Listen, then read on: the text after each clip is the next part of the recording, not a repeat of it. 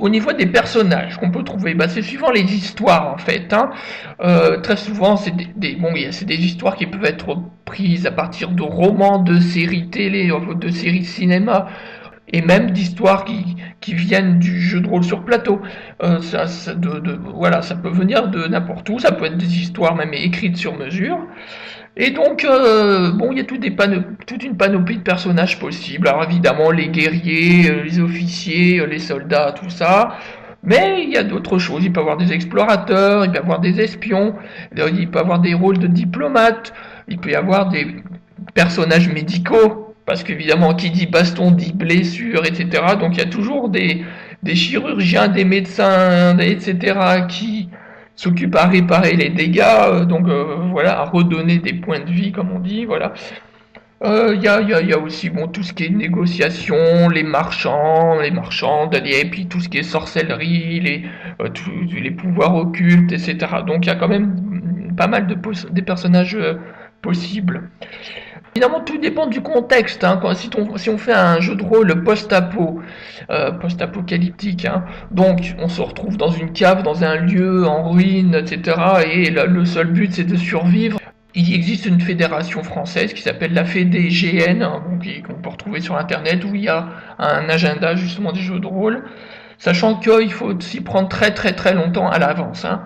Au moins 6 mois à l'avance pour s'inscrire. Et les jeux qui ont un grand succès, c'est même carrément 1 an à l'avance.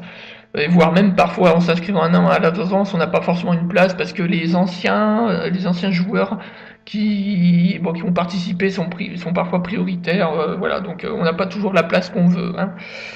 Bon, comment ça se passe en général? Quand on s'inscrit dans un jeu de rôle, une fois qu'on a réglé sa cotisation, etc., parce que c'est les associations qui organisent ça, hein, on a une fiche de personnage et on a aussi le contexte de l'histoire.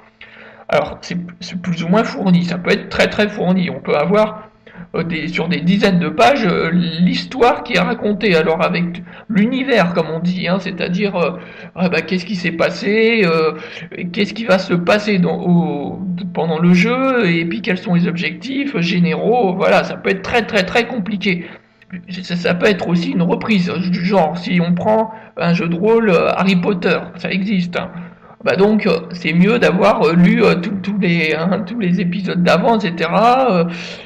Voilà, il y a aussi des reprises vraiment d'un peu de tout, hein, en science-fiction. Bon, ben, on a la reprise de la guerre des étoiles.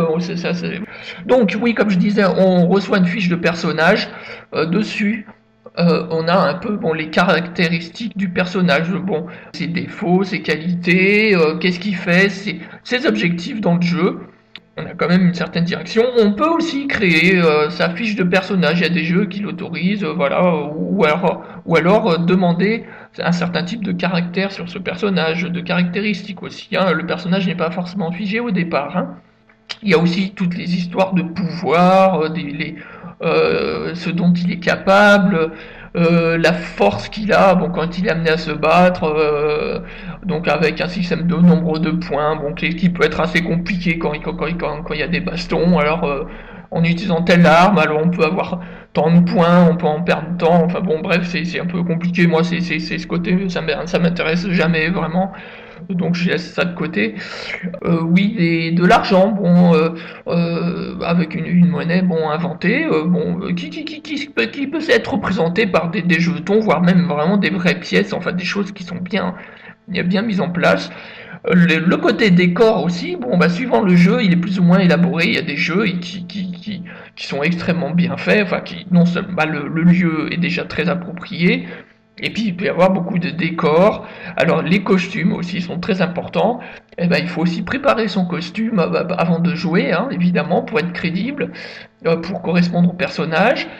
Et l'équipement qui va avec. Hein. Bon, je veux dire, si on est magicienne, ben, il faut prévoir tout un de fioles, de produits, etc. Bon,